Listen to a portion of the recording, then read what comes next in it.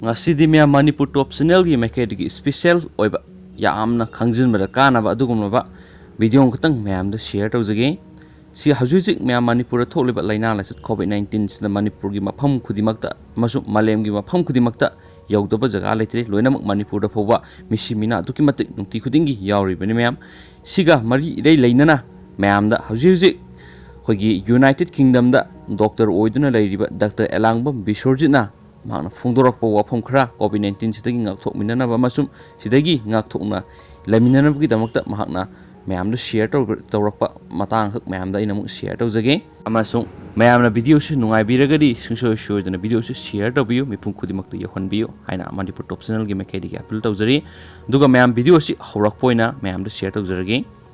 doctor ꯑꯦꯂꯥꯡꯕꯝ ꯕꯤꯁꯣꯔꯖꯤꯠꯁꯤ ꯃꯌꯥꯝꯁꯨ ꯍꯧꯖꯤꯛ UKꯗ doctor ꯑꯣꯏꯅ ꯂꯩꯔꯤ ꯍꯥꯏꯔꯤ ꯑꯗꯨꯒ ꯌꯨꯔꯣꯞꯇ COVID-19 ꯅꯥꯔꯕꯁꯨ ꯁꯤꯕꯒꯤ ꯆꯥꯡ ꯍꯟꯊꯍꯟꯅꯕꯒꯤꯗꯃꯛ ꯁꯤꯖꯅꯦꯜ ꯐ꯭ꯂꯨ ꯚꯦꯛꯁꯤꯟ ꯄꯥꯛ ꯁꯟꯅ ꯃꯤꯄꯨꯝ ꯈꯨꯗꯤꯡꯃꯛꯇ ꯀꯥꯞꯄ ꯍꯧꯅꯈ꯭ꯔꯦ ꯌꯨꯅꯥꯏꯇꯦꯗ ꯀꯤꯡꯗꯝꯗꯁꯨ ꯐ꯭ꯂꯨ ꯚꯦꯛꯁꯤꯟ ꯑꯁꯤ ꯀꯥꯞꯄ ꯍꯧꯈ꯭ꯔꯦ ꯚꯦꯛꯁꯤꯟ ꯑꯁꯤ ꯍꯥꯟꯅꯗꯤ ꯀꯥꯞꯄ ꯇꯥꯔꯕꯗꯤ COVID ꯅꯥꯔꯕꯁꯨ ꯁꯤꯕꯒꯤ ꯆꯥꯡꯗꯤ ꯌꯥꯝꯅ ꯍꯟꯊꯩ ꯍꯥꯏꯅ UKꯗ ꯗꯣꯛꯇꯔ ꯑꯣꯏꯔꯤꯕ ꯗꯥꯛꯇꯔ ꯑꯦꯂꯥꯡꯕꯝ ꯕꯤꯁꯣꯔꯖꯤꯠꯅ ꯐꯣꯡꯗꯣꯔꯛꯂꯤ ꯑꯃꯁꯨꯡ ꯌꯨꯅꯥꯏꯇꯦꯗ ꯀꯤꯡꯗꯝꯗ ꯍꯟꯗꯛ ꯑꯦꯄ꯭ꯔꯤꯜꯗꯒꯤꯅ ꯖꯨꯟ ꯐꯥꯎꯕ ꯔꯤꯁꯔꯆ ꯑꯃ ꯇꯧꯏ ꯃꯤꯑꯣꯏ 10,000ꯃꯨꯛ ꯄꯦꯁꯦꯟꯗ ꯃꯁꯤꯗ ꯎꯔꯤꯕꯁꯤ ꯃꯃꯥꯡꯒꯤ ꯆꯍꯤꯗ ꯀꯔꯤꯒꯨꯝꯕ ꯐ꯭ꯂꯨꯒꯤ ꯚꯦꯛꯁꯤꯟꯁꯤ ꯀꯥꯞꯄꯨꯔꯕꯗꯤ ꯍꯟꯗꯛꯀꯤ ꯆꯍꯤꯁꯤꯗ COVID ꯄꯣꯖꯤꯇꯤꯚ ꯑꯣꯏꯕꯒꯤ ꯆꯥꯡꯁꯤ ꯍꯟꯊꯩ ꯅꯠꯇ꯭ꯔꯒꯅ ꯑꯩꯈꯣꯏꯒꯤ ꯅꯥꯔꯒꯁꯨ ꯏꯟꯇꯦꯟꯁꯤꯚ ꯀꯦꯌꯔ ꯌꯨꯅꯤꯠꯇ ꯆꯪꯕꯒꯤ ꯆꯥꯡꯁꯤ ꯍꯟꯊꯩ ꯍꯥꯏꯕꯁꯤꯃ ꯇꯥꯛꯏ ꯏꯇꯥꯂꯤꯗ ꯕ꯭ꯔꯥꯖꯤꯜꯗ ꯃꯤ ꯂꯥꯈ ꯑꯃꯃꯝꯗ ꯁ꯭ꯇꯗꯤ ꯇꯧꯕꯒꯤ ꯃꯇꯨꯡꯗꯁꯨ ꯑꯩꯈꯣꯏꯅ ꯈꯪꯉꯤ ꯍꯥꯏꯕꯗꯤ ꯀꯣꯚꯤꯗꯀꯤ ꯂꯩꯅꯥꯁꯤ ꯐ꯭ꯂꯨ ꯚꯦꯛꯁꯤꯟꯁꯤ ꯀꯥꯞꯄꯒꯗꯤ ꯍꯟꯊꯩ ꯍꯥꯏꯕ ꯁꯤꯃꯗꯤ ꯈꯪꯉꯤ ꯂꯥꯏꯕꯛ ꯊꯤꯕꯗꯤ ꯐ꯭ꯂꯨ ꯚꯦꯛꯁꯤꯅꯦꯁꯟꯁꯤ ꯑꯜꯃꯣꯁ ꯑꯃꯦꯔꯤꯀꯥꯗ ꯂꯣꯏꯅ ꯀꯥꯞꯄꯦ ꯑꯗꯨꯒ ꯌꯨꯔꯣꯞꯇ ꯀꯥꯞꯄꯦ ꯑꯁꯇ꯭ꯔꯦꯂꯤꯌꯥꯗꯁꯨ ꯀꯥꯞꯄꯦ ꯑꯗꯨꯕꯨ ꯑꯩꯈꯣꯏꯒꯤ ꯑꯦꯁꯤꯌꯥꯒꯨꯝꯕ ꯑꯐ꯭ꯔꯤꯀꯥꯒꯨꯝꯕꯗꯗꯤ ꯑꯣꯡꯂꯤ 5% ꯐꯥꯎꯕ ꯌꯧꯗꯦ ꯍꯨꯅ ꯔꯤꯀꯣꯃꯦꯟꯗꯦꯁꯟ ꯇꯧꯕꯁꯤꯗ ꯃꯌꯥꯝꯅ ꯁꯤꯖꯤꯟꯅꯕꯁꯤꯗ ꯀꯥꯞꯄꯁꯤ ꯚꯦꯛꯁꯤꯅꯦꯁꯟꯁꯤ ꯃꯌꯥꯝ ꯑꯗꯨꯅ ꯄ꯭ꯔꯤꯚꯦꯟꯁꯟ ꯇꯧꯁꯤ ꯍꯥꯏꯔꯒꯗꯤ ꯂꯣꯏꯅ ꯐ꯭ꯂꯨ ꯚꯦꯛꯁꯤꯟꯁꯤ ꯏꯁꯄꯤꯁꯤꯌꯦꯜꯂꯤ ꯑꯣꯏꯅ ꯍꯦꯜꯊ ꯀꯦꯌꯔ ꯄ꯭ꯔꯣꯐꯦꯁꯅꯦꯜꯁꯤꯡ ꯑꯃꯁꯨꯡ ꯂꯣꯏꯅꯅ ꯀꯥꯞꯊꯣꯛꯄꯤꯕ ꯑꯗꯨꯒ ꯍꯥꯏꯗꯤ ꯍꯦꯜꯊ ꯀꯦꯌꯔ ꯄ꯭ꯔꯣꯐꯦꯁꯅꯦꯜꯁꯤꯡꯁꯤꯅ ꯍꯌꯦꯡ ꯂꯣꯛ ꯂꯥꯏꯍꯧ ꯇꯧꯔꯛꯄ ꯀꯥꯟꯗ COVID-19 ꯂꯥ ꯅꯠꯇꯕ꯭ꯔꯥ ꯈꯪꯗꯕꯅꯤꯅ ꯍꯌꯦꯡ ꯁꯦꯜꯐ ꯑꯥꯏꯁꯣꯂꯦꯁꯟ ꯇꯧꯔꯛꯀꯅꯤ ꯑꯗꯨꯒ ꯍꯣꯁꯄꯤꯇꯥꯜꯗ ꯁ꯭ꯇꯥꯐ ꯂꯩꯔꯛꯑꯣꯏꯗꯕꯒꯤ ꯆꯥꯡꯁꯤ ꯌꯥꯝꯅ ꯋꯥꯡꯉꯤ ꯑꯗꯨꯗꯒꯤ ꯑꯩꯈꯣꯏꯒꯤ ꯆꯍꯤ 65ꯗꯒꯤ ꯍꯦꯟꯕ ꯂꯣꯏꯅ ꯀꯥꯞꯄꯤꯕ ꯑꯃꯁꯨꯡ ꯍꯥꯏꯔꯒꯅ ꯆꯍꯤ 12 ꯐꯥꯎꯕ ꯑꯗꯨꯒ ꯃꯁꯥꯒꯤ ꯂꯩꯅꯥ ꯗꯥꯏꯕꯦꯇꯤꯁ ꯂꯩꯕ ꯀꯦꯟꯁꯔ ꯂꯩꯕ ꯑꯗꯨꯒ ꯑꯩꯈꯣꯏꯒꯤ ꯏꯝꯃ꯭ꯌꯨꯟ ꯁꯤꯁꯇꯦꯝ ꯍꯟꯊꯅ ꯂꯩꯔꯤꯕꯁꯤꯡꯁꯤ ꯑꯁꯤꯗ ꯂꯣꯏꯅ ꯐ꯭ꯂꯨ ꯚꯦꯛꯁꯤꯟꯁꯤ ꯀꯥꯞꯄꯤꯕ ꯑꯗꯨꯒ ꯋꯥꯔꯜꯗ ꯍꯦꯜꯊ ꯑꯣꯔꯒꯅꯥꯏꯖꯦꯁꯟꯅ ꯔꯤꯀꯃꯦꯟꯗꯦꯁꯟ ꯇꯧꯔꯤꯕ ꯑꯗꯨꯒ ꯌꯨꯔꯣꯞꯇ ꯄ꯭ꯔꯦꯛꯇꯤꯁ ꯇꯧꯅꯔꯤꯕꯁꯤ ꯃꯁꯤꯒꯤ ꯃꯇꯨꯡꯏꯟꯅ ꯆꯠꯄꯒꯗꯤ ꯀꯥꯟꯅꯕ ꯐꯪꯒꯅꯤ ꯈꯟꯖꯩ ꯍꯥꯏꯅꯁꯨ ꯍꯧꯖꯤꯛ ꯌꯨꯅꯥꯏꯇꯦꯗ ꯀꯤꯡꯗꯝꯗ ꯗꯣꯛꯇꯔ ꯑꯣꯏꯅ ꯂꯩꯔꯤꯕ ꯗꯥꯛꯇꯔ ꯑꯦꯂꯥꯡꯕꯝ ꯕꯤꯁꯣꯔꯖꯤꯠꯅ ꯑꯁꯨꯝꯅ ꯐꯣꯡꯗꯣꯔꯛꯏ ꯑꯗꯨꯒ ꯃꯌꯥꯝ ꯁꯤꯒꯤ ꯃꯣꯠꯁꯤ ꯑꯩꯒꯤ ꯃꯣꯠꯇꯁꯨ ꯑꯗꯨꯛꯀꯤ ꯃꯇꯤꯛ ꯀꯥꯟꯅꯩ ꯍꯥꯏꯅ ꯈꯟꯖꯩ ꯍꯥꯏꯗꯤ ꯃꯌꯥꯝ ꯍꯧꯖꯤꯛ ꯋꯤꯟꯇꯔ ꯁꯤꯖꯟ ꯑꯣꯏꯕꯅꯤ나 ꯍꯧꯖꯤꯛ ꯑꯗꯨꯝ ꯑꯌꯥꯝꯕ ꯑꯩꯈꯣꯏ ꯅꯣꯔꯃꯦꯜ ꯑꯣꯏꯅ ꯌꯨꯝꯗꯁꯨ ꯃꯌꯥꯝ ꯊꯦꯡꯅꯔꯝꯃꯅꯤ ꯍꯧꯖꯤꯛ ꯂꯣꯛ ꯂꯥꯏꯍꯧ ꯇꯧꯕ ꯃꯐꯝ ꯈꯨꯗꯤꯡꯃꯛꯇ ꯑꯗꯨꯝ ꯍꯥꯏꯗꯤ ꯈꯟꯗꯣꯛꯄꯁꯨ ꯋꯥꯕꯅꯤꯅ ꯃꯌꯥꯝ ꯁꯤꯝꯇꯝꯁꯦ ꯍꯥꯏꯐꯦꯠ ꯆꯥꯎꯔꯛꯄ ꯃꯥꯟꯅꯕꯅꯤꯅ ꯂꯣꯛ ꯇꯧꯔꯤꯕ꯭ꯔꯥ ꯅꯠꯇ꯭ꯔꯒꯅ COVID-19 ꯅꯥꯔꯤꯕ꯭ꯔꯥ ꯍꯥꯏꯕꯁꯤ ꯈꯪꯗꯕꯅꯤꯅ ꯃꯌꯥꯝꯗ ꯑꯆꯧꯕ ꯋꯥꯍꯪ ꯑꯃ ꯑꯣꯏꯔꯤꯕꯅꯤ ꯁꯤꯒꯤ ꯃꯇꯥꯡꯁꯤꯗ ꯌꯥꯝꯅ ꯀꯥꯟꯅꯕ ꯐꯪꯉꯤꯕ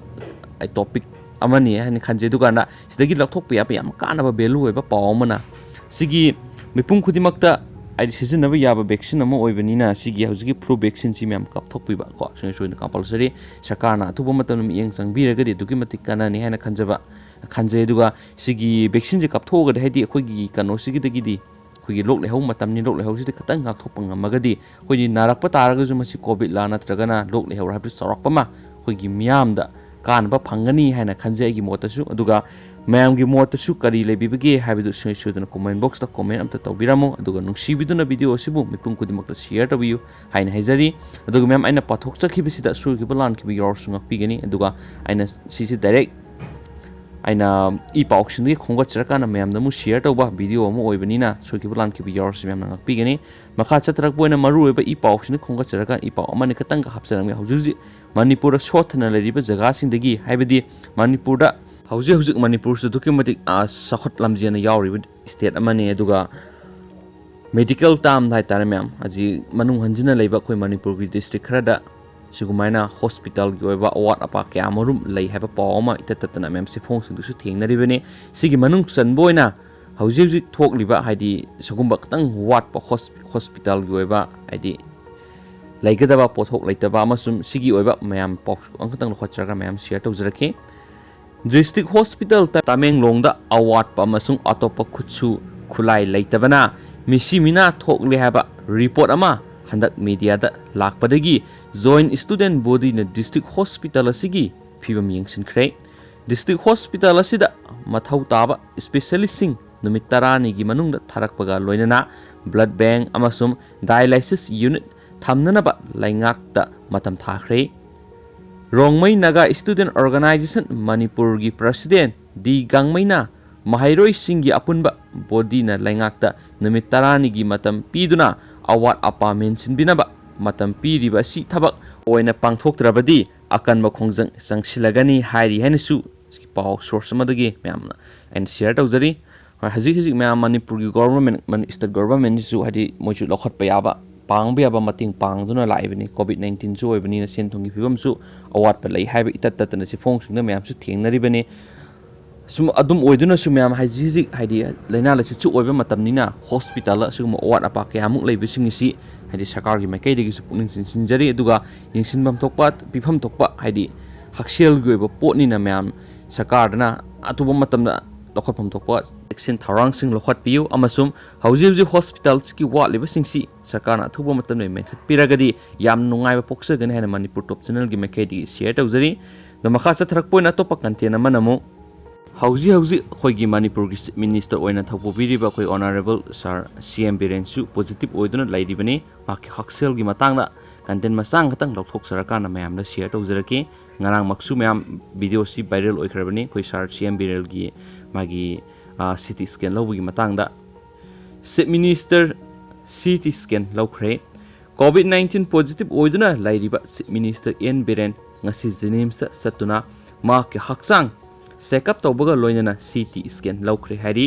चीफ मिनिस्टर की हक्सांग की फिबम जेनिम्स की डॉक्टर सिंह चेक तौबगा लोइनना तोवान तोवान टेस्ट मखल क्या सु पांगथोखि चीफ मिनिस्टर स्टेटना चलाइजब मेडिकल इंस्टीट्यूट असिगी डॉक्टर सिंह अमदी स्टाफ सिंह कोविड-19 लाइसत थेंगनबा होटनबदा अंगंबा थाक्ता